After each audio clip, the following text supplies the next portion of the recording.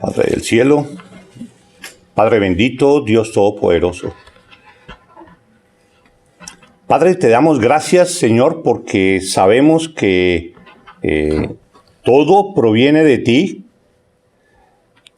Sabemos que tú eres el dueño de todo lo que existe y que tú nos das, Señor, de lo tuyo para que lo administremos sabiamente.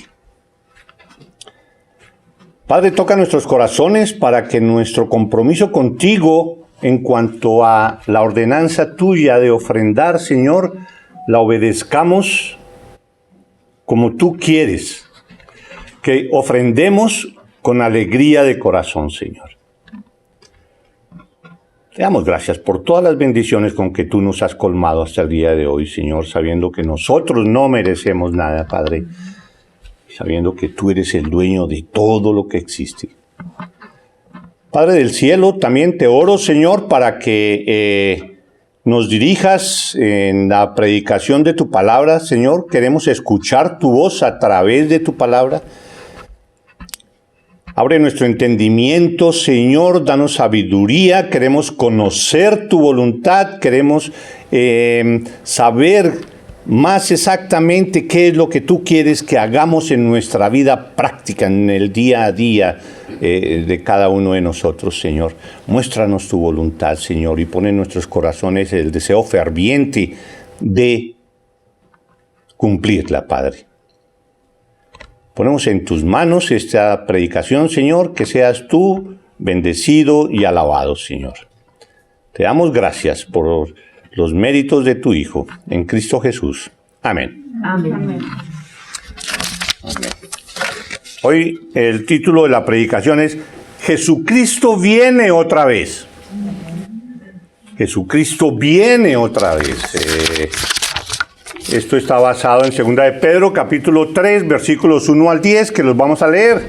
Si ustedes tienen ahí sus Biblias, vamos a leer 2 de Pedro, capítulo 3, versículos de 1 al 10.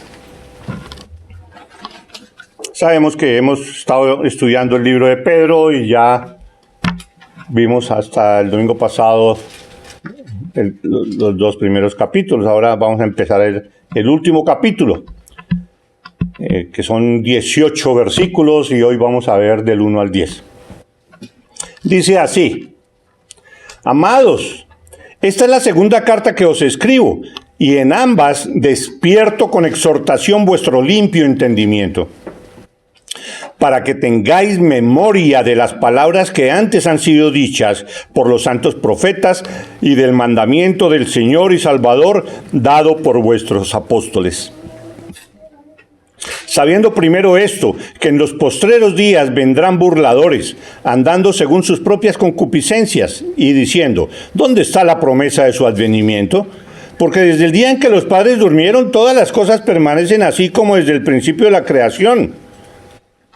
Estos ignoran voluntariamente que en el tiempo antiguo fueron hechos por la palabra de Dios los cielos y también la tierra, que proviene del agua y por el agua subsiste. Por lo cual el mundo de entonces pereció anegado en agua, pero los cielos y la tierra que existen ahora están reservados por la misma palabra, guardados para el fuego en el día del juicio y de la perdición de los hombres impíos. Mas, oh amados, no ignoréis esto, que para con el Señor un día es como 1000 años, y 1000 años como un día. El Señor no retarda su promesa, según algunos la tienen por tardanza, sino que es paciente para con nosotros, no queriendo que ninguno perezca, sino que todos procedan al arrepentimiento. Pero el día del Señor vendrá como ladrón en la noche, en el cual los cielos pasarán con gran estruendo, y los elementos ardiendo serán deshechos, y la tierra y las obras que en ella hay serán quemadas. Este tema de la segunda venida de Cristo tal vez no causa hoy en día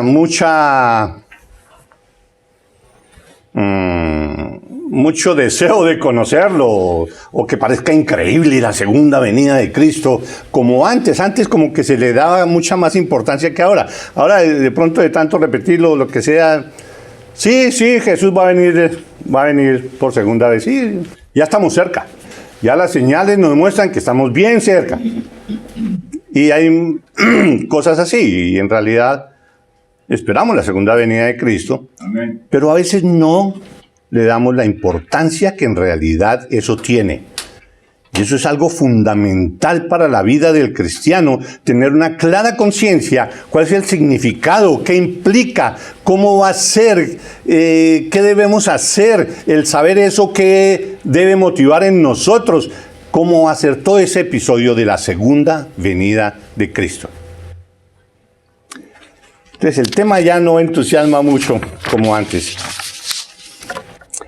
Incluso si a alguien se le dijera que Cristo ya va a venir, uy, sí, no, yo también estoy esperando que Cristo venga, pero yo sí quisiera que todavía se demorara un poquito. Porque es que yo quiero primero poder casarme y de pronto tener un hijo. Yo quiero que se espere un poquito porque yo quiero disfrutar, yo quiero conocer un poco más esto, o muchas cosas parecidas a esa, y no, ojalá que se demore un poquito porque es que yo quiero ver graduado a mi hijo, o no, yo quiero disfrutar ese carro, no, ojalá yo le alcance a comprar y que él venga después, para que yo alcance a disfrutar al menos eso, o lo que sea. Yo quiero que venga, pero que se demore un poquito. Eso es no conocer el significado de la segunda venida de Cristo. Eso es no conocer qué es eso del día del Señor. Eso es no conocer cuál es su voluntad respecto de todos nosotros y qué es lo que nos espera. ¿Sí? Su palabra dice que no hay nada que se pueda comparar con la gloria y todo lo que vamos a encontrar allá. Nada de lo de acá ni siquiera se puede medio comparar con todo el gozo y belleza de lo que nos espera a nosotros, los cristianos. Y nada se puede comparar con la soledad, el dolor, la pena, lo que van a sufrir los que no creen en Dios, los que no creen en Cristo Jesús, los que no le han entregado su vida a Él. Es un hecho muy importante, ¿sí? Nosotros debemos, como cristianos, conocerlo un poco más a fondo. Nosotros sabemos que el día del Señor puede ser hoy mismo. Puede ser hoy mismo. Pero por ciertas interpretaciones, digamos, hay muchas personas que dicen, no, ahorita no puede ser porque no han pasado la tribulación. Hay que esperar los 7 años de tribulación y entonces, pues ya sabemos. Entonces son interpretaciones que, en cierta forma, de la manera como se manejen, como que desvirtúan toda esta situación de que el día del Señor puede venir en cualquier momento, puede venir en este momento. Amén. Ahorita, o esta noche. Tú no sabes si mañana vas a vivir. No sabemos si mañana vamos a estar aquí. No lo sabemos. Nadie lo sabe. Solo Dios, solo el Padre lo sabe. Pero suponiendo que viniera ahora, ¿qué tal? Bueno, ahora sería chévere porque estamos aquí glorificando a Dios y estamos bien y somos santos. Aquí es fácil ser sal en el salero.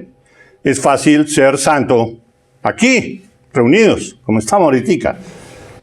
Pero mañana, cuando nuestro hijo nos hace una pilatuna o se comporta así o se comporta así, pasado mañana, cuando ese compañero de trabajo me hizo la que siempre me suele hacer, ¿qué pasa en ese momento?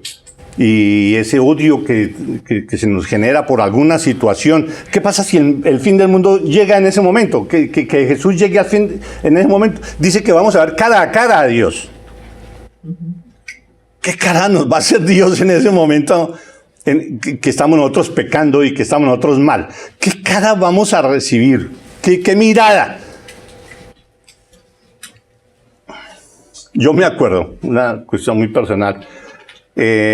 Mi papá él murió hace muchos años. Mi papá, él nunca me castigó físicamente. Nunca me castigó físicamente. Pero cuando se trataba de regañarme o alguna cosa así, solo me miraba. Solo me miraba, nos miraba. A mi hermano y a mí. Pero esa mirada era una mirada que era como que mejor que nos diera algún castigo físico. Una mirada de esas que queda uno paralizado. ¿Sí? ¿Cómo sería Dios en ese momento que Él llegue aquí, que Cristo venga y que te encuentre haciendo algo que no es bueno, algo que lo ofende a Él?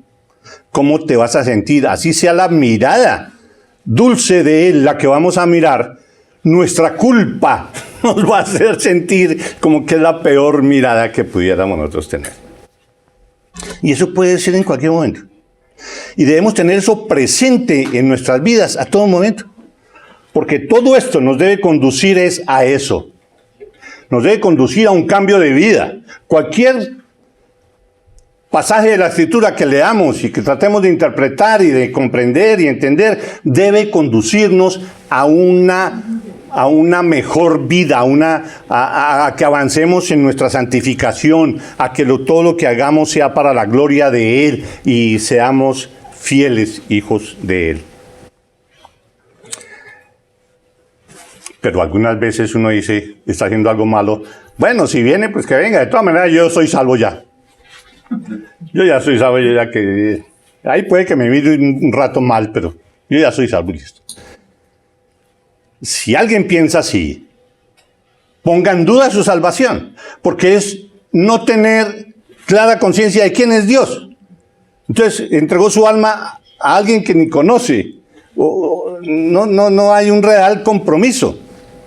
¿Sí? Si es que alguien llega a pensar de esa manera. De esta manera, mi salvación no la pierdo yo. Hay que poner en duda muchas cosas. Entonces, el tema de la segunda venida es un tema que se menciona y se trata muchas veces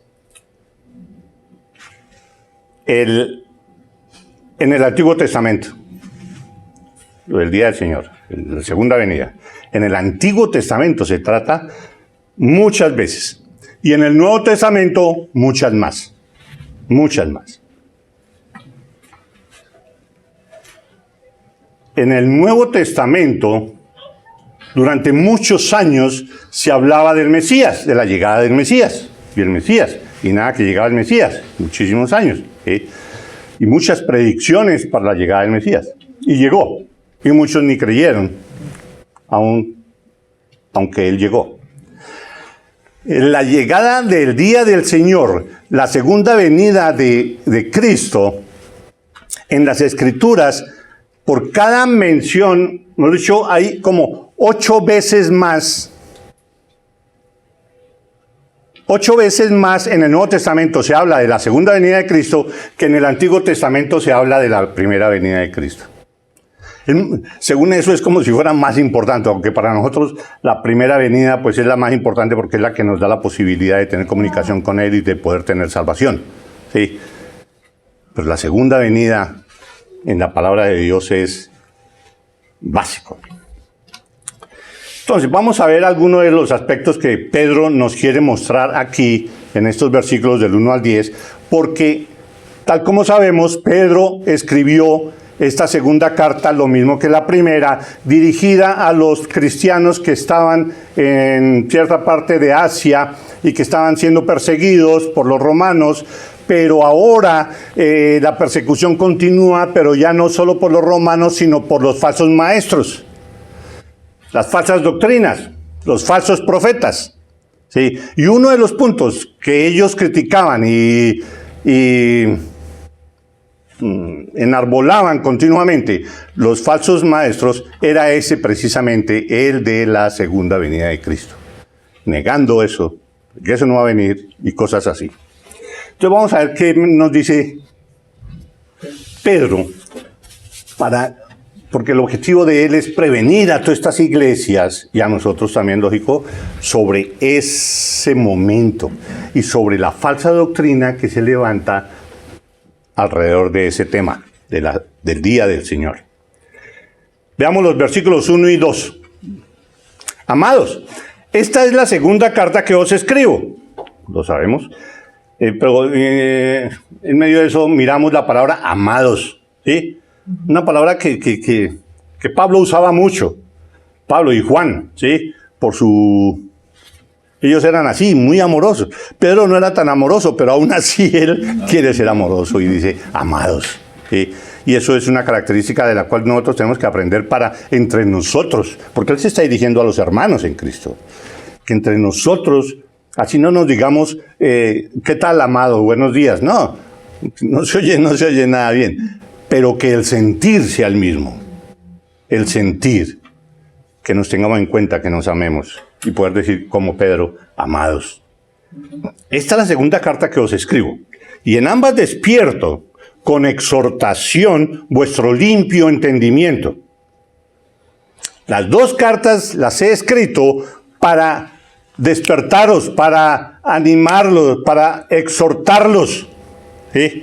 Exhortarlos para que vuestro sincero entendimiento, para que tu real conocimiento y entendimiento de Dios que se despierte y se ponga a funcionar.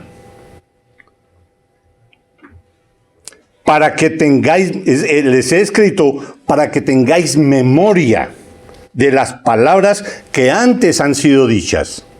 ¿Sí? Para eso les escribo. Yo no les escribo porque no son cosas que ustedes no sepan. Ustedes ya las saben. Ya se han dicho muchas veces. Pero mi obligación es decírselas nuevamente, dice Pedro. Para que tengáis memoria de las palabras que antes han sido dichas por los santos profetas, o sea, el Antiguo Testamento. Y del mandamiento del Señor, o sea, Cristo. Los profetas del Antiguo Testamento. Cristo, del Señor y Salvador, dado por vuestros apóstoles, los apóstoles, ellos tres. Por medio de ellos tres es que nosotros hemos conocido lo que es la palabra de Dios. En ese momento era quienes tenían la palabra de Dios, ¿sí? Y las profecías que ellos hacían. Profetas, Cristo y los apóstoles. Entonces los falsos profetas usaban mucho esa técnica de que cuando se quiere desacreditar una doctrina, primero lo que se hace, o lo que ellos hacen es desacreditar al mensajero. Desacreditan al mensajero, hablan mal de él, y cuando el mensajero va a decir algo, pues ya las personas que lo escuchan ya no lo van a escuchar tan claramente, porque ya se acuerdan de, este tipo es el que nos va a decir eso, ese que nos decían tal cosa. Entonces los falsos maestros utilizaban mucho esa manera y desacreditaban las doctrinas o a las personas primero. ¿Sí? En el Antiguo Testamento, por ejemplo, Isaías habla del fin de ese día del Señor. ¿Sí? En Isaías 24, del 1 al 3, les leo. He aquí que Jehová vacía la tierra y la desnuda, y trastorna su faz, y hace esparcir a sus moradores. Y sucederá así como al pueblo, también al sacerdote, como al siervo, así a su amo, como a la criada, a su ama, como al que compra, como al que vende, como al que presta, al que toma prestado, como al que da al logro, así al que lo recibe. La tierra será enteramente vaciada y completamente saqueada, porque Jehová ha pronunciado esta palabra. Que eso lo ha hecho Dios. Dios va a acabar con todo. De acuerdo a lo que dice Isaías. Mateo, capítulo 25. Voy a leer los versículos del 31 al 34. Y salto al 41, para que veamos cómo es que puede ser eso en algún momento. Entonces ya vimos Antiguo Testamento y esto que dice Jesús. Cuando el Hijo del Hombre venga en su gloria y todos los santos ángeles con él, entonces se sentará en su trono de gloria Y serán reunidas delante de él todas las naciones, y apartará a los unos de los otros, como aparta el pastor las ovejas de los cabritos. Y pondrá las ovejas a su derecha, y los cabritos a su izquierda. Entonces el rey dirá a los de su derecha: venid, benditos de mi Padre, heredad del reino preparado para vosotros desde la fundación del mundo. Aleluya. Esto es para ustedes, para nosotros es eso. Pero el versículo 41 nos dice: entonces dirá también a los de la izquierda: apartaos de mí, malditos, al fuego eterno preparado para el diablo y sus ángeles. Cuando Dios dice que es el Salvador del mundo, es un llamado a la salvación para todo el mundo. Pero los que son salvos, los que pueden disfrutar de esta primera parte, los de la derecha, son únicamente sus escogidos. Los impíos que no doblegan su corazón ni por fe creen en Cristo Jesús serán dejados, apartados de mí, malditos. Difícilmente que Cristo usara esa palabra, maldito, pero lo usó. Al fuego eterno preparado para el diablo y sus ángeles. Allá van a dar los que no son cristianos. Ahora, ¿en qué consistía la herejía de los falsos maestros en este caso? O con ese tema, ¿sí? Entonces, aquí está resumido en los versículos 3 y 4. Sabiendo primero esto, o sea, teniendo en cuenta esto, que es lo importante, que en los postreros días vendrán burladores, andando según sus propias concupiscencias y diciendo: ¿dónde está la promesa de su advenimiento? Porque desde el día en que los padres durmieron, todas las cosas permanecen así como desde el principio de la creación. No se dejen engañar, según ellos, ¿sí? Dicen, y son burladores, dice aquí Pedro, son burladores. ¿Dónde está la promesa de su advenimiento? ¿Ustedes han visto algo? ¿Algún cambio, algo extraordinario? Usted no ha visto nada, todo ha seguido lo mismo desde la creación. Eso no le pongan tanta atención al castigo de Dios, eso no va a suceder nada. Y ellos, los falsos maestros, pretendían negar la segunda venida de Cristo y pretenden negar de que va a haber un juicio y de que todos tenemos que pagar. Ellos quieren no tener ese juicio y negarlo completamente. Miren, nada ha pasado. Nada ha pasado y todo sigue lo mismo desde la creación. Eso no se preocupen. ¿Por qué? Porque ellos quieren justificarse y seguir, no tener ningún Dios que los juzgue y poder seguir disfrutando de su vida de concupiscencia, como dicen aquí más adelante, concupiscencia, o sea, concupiscencia habíamos dicho que es como el deseo ardiente de satisfacer los deseos sexuales y otra clase de deseos, ¿sí? Entonces andan en sus concupiscencias y quieren seguir en eso, entonces tienen que quitar de encima eso de que va a haber un juicio final y de que los van a castigar por hacer eso. No, nosotros no queremos nada de eso, nosotros queremos seguir disfrutando de nuestra vida fácil. Entonces, ¿saben? Y la cuestión es que dice aquí, en los postreros días vendrán burladores, ¿sí? No solo vendrán personas que negarán la segunda venida de Cristo, no, vendrán personas que se van a burlar de eso. ¿Sí? No es solo decir, no, eso no existe, por esto y esto. No, eso, que no se dejen meter esas mentiras o cosas así y se burlan. Eso es peor que solo la negación, ¿sí? Burladores. Pero así eran, y así estaban actuando en ese tiempo de Pedro. Diciendo, ¿dónde está la promesa de su advenimiento? ¿Cuánto hace que lo dijeron y no ha venido? Eso lo están diciendo desde hace años y ¿qué ha pasado? Nada, olvídense, eso no existe. No ha habido ningún cambio dramático en la historia desde la creación. Es lo que dice ahí, porque desde el día en que los padres durmieron, todas las cosas permanecen así como desde el principio de la creación. Entonces no solo niegan la segunda venida, sino que se burlan. Así como dice Gálatas 6, en contraposición a eso, no os engañéis. Dios no puede ser burlado, pues todo lo que el hombre sembrare, eso también segará. Dios mío, no se burlen. Estos falsos maestros estaban ignorando dos hechos. Primero, la creación. Dice, de que todas las cosas permanecen así como desde el principio de la creación. Niegan entonces la creación en sí, de que siempre eso ha existido así, y ha sido la evolución la que ha hecho algunos cambios en la naturaleza y demás. Eso siempre ha sido así, eso que es lo de la creación, nada. Y también están olvidando de que el diluvio sucedió. ¿Sí? Entonces, ¿qué dice Pedro? ¿Cómo defiende Pedro eso que están diciendo los falsos maestros? En los versículos 5 y 6 lo hace. Estos ignoran voluntariamente, porque ellos conocen la verdad, pero la ignoran voluntariamente, adrede, con intención mala.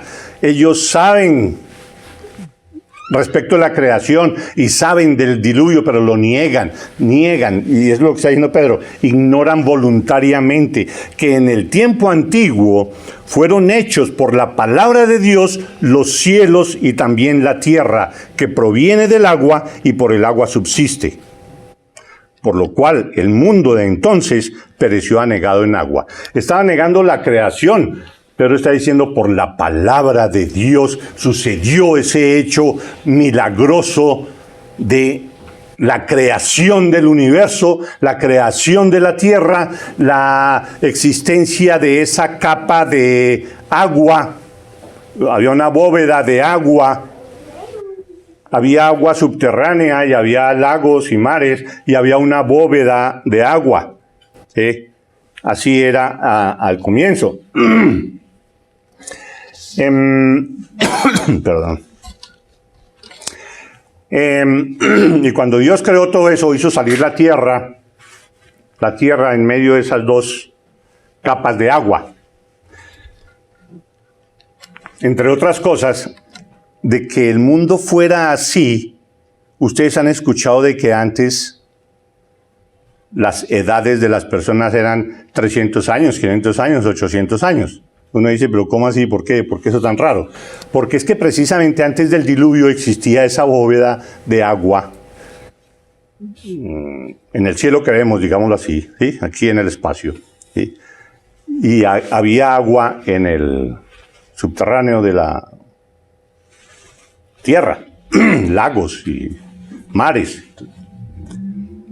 Esa bóveda de agua impedía la penetración de los rayos ultravioletas que afectan tanto a la vida del hombre, digámoslo así, ¿sí?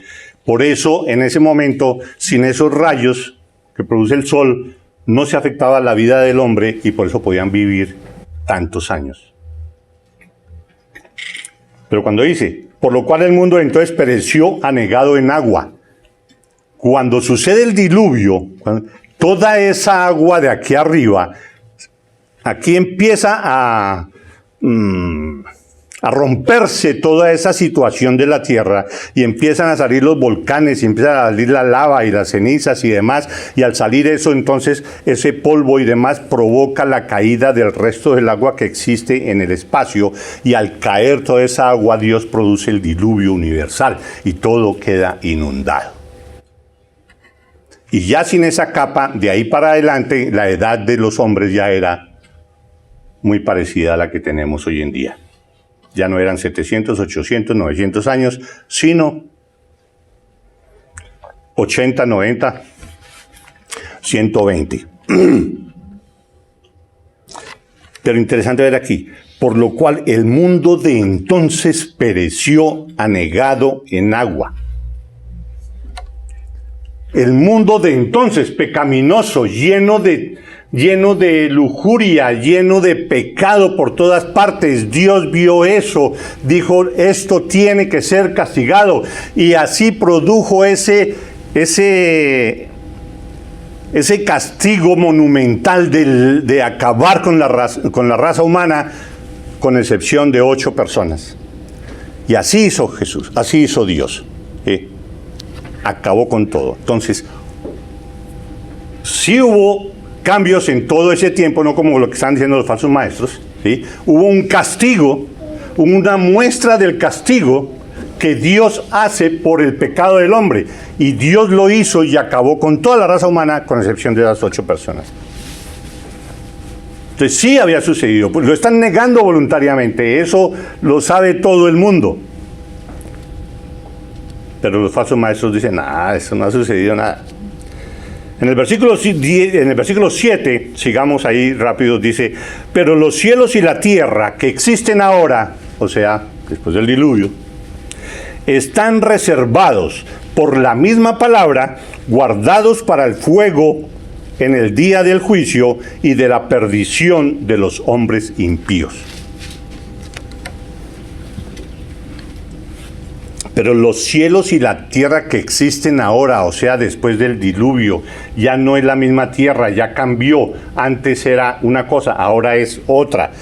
Pero en esta tierra actualmente, eso permanece, y en Hebreos es donde se dice que todo permanece por el poder, mantiene unido y funcionando por el poder de su voluntad. Esto está así por el poder de su voluntad y está funcionando. Pero está reservado para el fuego en el día del juicio y de la perdición de los hombres impíos. Va a haber un segundo juicio, parecido al del diluvio. Este fue global, este fue de la tierra, este fue un juicio terrenal, digámoslo así. Este otro va a ser un juicio universal. La segunda venida de Cristo, el fin del mundo, va a ser un juicio que no va a ser solo aquí en la tierra, sino en todos los planetas y demás. Así como vamos a ver más adelante, todo eso se va a quemar. Ya no va a ser por medio de agua. Cuando pasó el diluvio, Dios prometió, ok, yo prometo, y la señal era lo del arco iris, de que Él no iba a volver a hacer un juicio de esos por agua. Ahora el juicio que Él va a hacer a la humanidad es por fuego. Y por medio del fuego es que Él va a acabar con los elementos, con los átomos, con los protones, neutrones y todos los elementos que sostienen el mundo. Él va a acabar esos elementos, tal como lo dice aquí más adelante. Y por medio del fuego va a acabar no solo la tierra, sino todo el universo.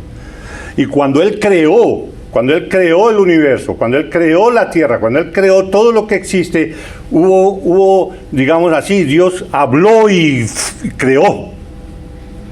En 7 días creó todo, ¿sí? Cuando sea el fin del mundo y todo eso se acabe, entonces es como si todo eso, en lugar de explotar y de aparecer, ahora se va a reducir y va a desaparecer todo. Se va a reunir y se desaparece. Es tal como lo dice aquí la palabra. El próximo juicio será universal. Dios crea por la palabra, Dios destruye por su misma palabra. Quien aprieta el botón rojo cuando se habla de que, más que todo después de la Segunda Guerra Mundial, cuando se decía que con lo de la guerra nuclear, entonces todo el miedo del mundo de que quién iba a apretar el botón rojo primero, si Rusia o Estados Unidos, porque todo se acabaría y toda esa cuestión. No, el que aprieta el botón, sabemos, el que aprieta el botón es Dios allá en el cielo. Él es el que decide. Se acaba ya se acabó, punto. Él es el que decide el futuro. Ahora, la segunda parte de lo que están preguntando de lo que están burlando los falsos maestros es, bueno, ¿y cuándo eso? Eso no va a suceder nada, eso no ha sucedido nada, eso no va a suceder. O si no, ya ellos decían que Jesús iba a venir rápido. ¿Qué? Ha venido. Eso son puras mentiras. En el versículo 8 Pedro dice, mas, oh amados, no ignoréis esto, que para con el Señor un día es como 1000 años y 1000 años como un día. Dios es atemporal. Para Dios todo es un presente. Si se le pregunta a Dios cuánto hace que llegó Cristo, hace 2 días. Si se toma esto literalmente. Pero ni siquiera eso. Para Dios todo es atemporal, todo existe en el mismo momento para Él. cosa que a nosotros no nos puede caber eso en la mente. ¿Sí? Es atemporal. Por eso cuando él se definió ante Moisés y le dijo, si me preguntan quién me envía, ¿yo qué digo? Dígales que yo soy. Yo no le digo, es que dígales que yo fui el que nací, tal cosa, el que apareció en no sé qué y que va a hacer tal cosa. No, dígales que yo soy. Punto. En Apocalipsis 1:8 dice, yo soy el alfa y la omega, principio y fin, dice el Señor. El que es y que era y que ha de venir. Yo soy el Todopoderoso. Ese es nuestro Dios. Bueno, y si Él va a venir, ¿por qué no han ido todavía? Eso son mentiras, ¿sí? Dicen los falsos maestros. Entonces aquí Pedro dice, ¿cuál es la razón por la cual Él todavía no produce ese fin del mundo? ¿Por qué todavía no ha llegado ese día del Señor? Y la respuesta es porque Dios es benevolente. Dios es benevolente, por eso no ha venido todavía. El Señor no retarda su promesa, según algunos la tienen por tardanza, sino que es paciente para con nosotros, no queriendo que ninguno perezca, sino que todos procedan al arrepentimiento. ¿Quiere decir aquí Pedro que es que él quiere que todo el mundo se salve? No, es lo que él quiere decir es de que todos los suyos, todos los que él ha escogido, lleguen al arrepentimiento, y ahí es donde viene el papel tuyo. Ese es el papel tuyo. Dios te da a ti, Dios es paciente incluso contigo, que te está dando tiempo para que tú prediques la palabra a las personas que tú quieres predicarles, a las personas que tú amas, a las personas que tú tienes a tu lado, en tu trabajo, en donde sea. Él es paciente y te está dando más tiempo a ti para que cumplas con tu compromiso de predicar su palabra y presentar el Evangelio, para que en ese día que sucede este juicio, ellos sean los de la derecha. Como todavía no se ha llegado a ese momento, por eso no ha venido Cristo, ¿sí? De que todos sus escogidos hayan llegado a los pies de Cristo. Está esperando que tú prediques, que tú obres. Ahora, ¿qué tenemos que hacer? Pues orarle para que nos dé, para que Dios produzca en nosotros esa pasión por conocer su palabra y predicarla, por conocer su palabra. No es solo leer la palabra ahí mecánicamente, no, sino que Él nos cambie internamente y esa pasión, ese deseo de predicar la palabra salga de uno, que brote de uno, que forme parte de uno. Pero primero tenemos que transformar nuestro entendimiento, y Él nos transforma el entendimiento por medio de nuestro juicioso estudio de la palabra. Por último, después de haber dicho todo esto, Pedro, y todas estas justificaciones de lo que dicen los falsos maestros, asegura en el versículo 10, pero el día del Señor vendrá. El día del Señor vendrá, lo asegura. Y así empieza, pero el día del Señor vendrá. ¿Y cómo vendrá? Vendrá como ladrón en la noche, en el cual los cielos pasarán con grande estruendo, y los elementos ardiendo serán deshechos, y la tierra y las obras que en ella hay serán quemadas. Todo será quemado. Todo lo que vemos, todo lo que existe será quemado. Dejará de existir por el fuego. Pero ¿cómo llega un ladrón? Un ladrón llega silencioso y no produce ruido. ¿Sí? Pero el día del Señor, ¿cómo llegará? Llegará sin avisar, como un ladrón una noche, pero con un gran estruendo. ¡Bum!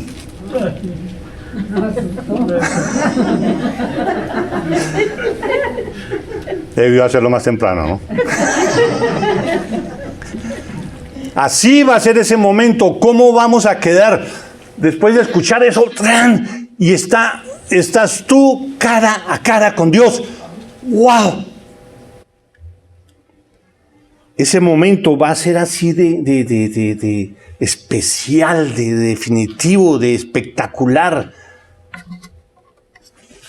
En Lucas 21, del 25 al 27 dice, entonces, en ese momento, habrá señal, ahí es donde se ve que la segunda venida, el castigo no va a ser solo global, sino universal.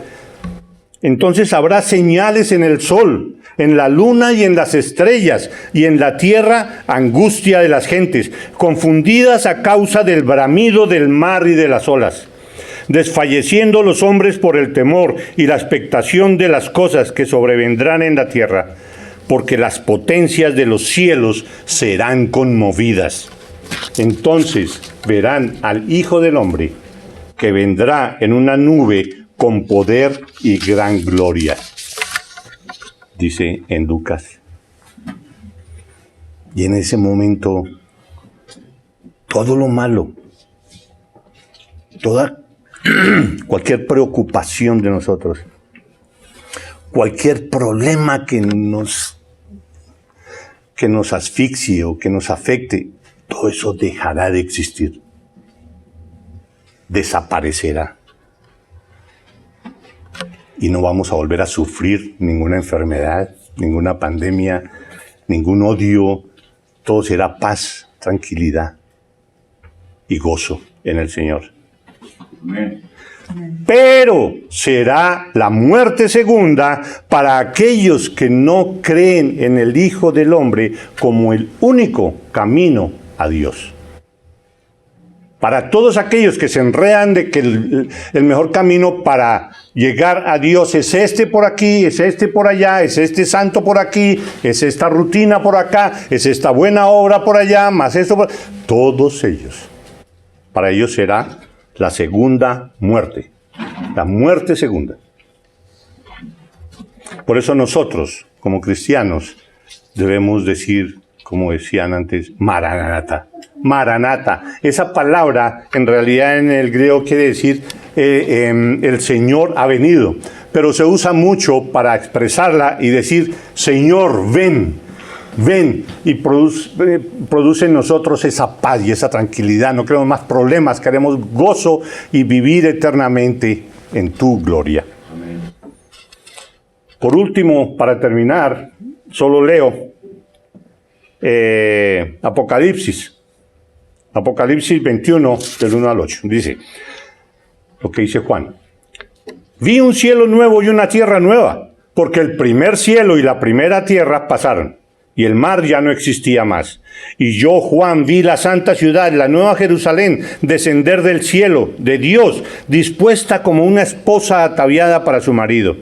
Y oí una gran voz del cielo que decía, he aquí el tabernáculo de Dios con los hombres, y Él morará con ellos, y ellos serán su pueblo, y Dios mismo estará con ellos como su Dios.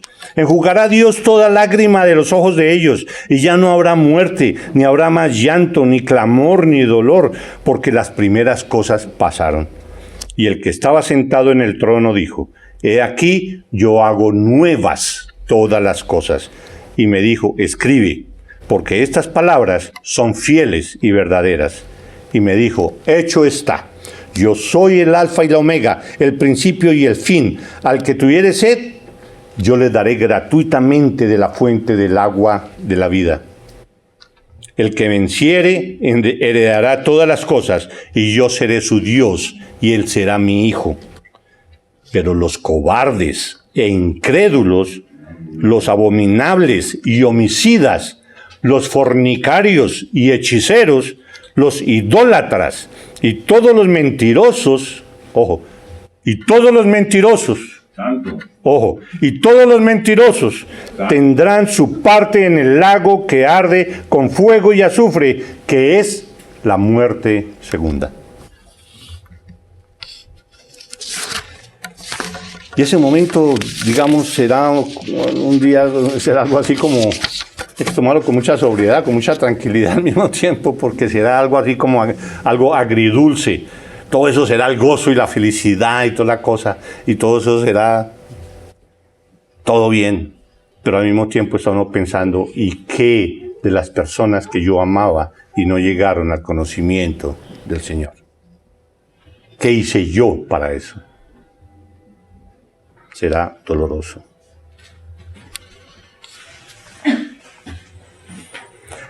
¿Y todo esto para qué? Nos cuenta Pedro eso, que eso va a pasar. Bueno, esperemos a que pase. No, en el versículo 11, que lo vamos a ver después, dice, puesto que todas estas cosas, todo lo que existe, han de ser deshechas, ¿cómo no debéis vosotros andar en santa y piadosa manera de vivir?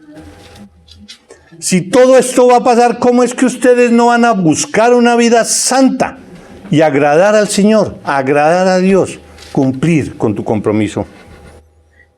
Esperando y apresurándoos para la venida del día de Dios, en el cual los cielos, encendiéndose, serán deshechos, y los elementos, siendo quemados, se fundirán. El llamado, ¿cuál es? Que busquemos la santidad y que le obedezcamos al Señor y prediquemos su palabra cada vez que podamos. Y esto toca estarlo repitiendo y repitiendo porque se nos olvida. Vamos a orar. Padre, gracias por tu palabra. Te damos gracias, Señor, porque nos recuerdas cuán importante es obedecerte, Señor, y cuán importante es creer en tu palabra, Señor, porque ella nos orienta y nos anima a seguir en tus caminos fielmente y cumplir con todo lo que tú nos ordenas. Señor, te damos gracias. Ponemos nuestras vidas en tus manos, Señor. Ponemos en ti también esta semana que comienza.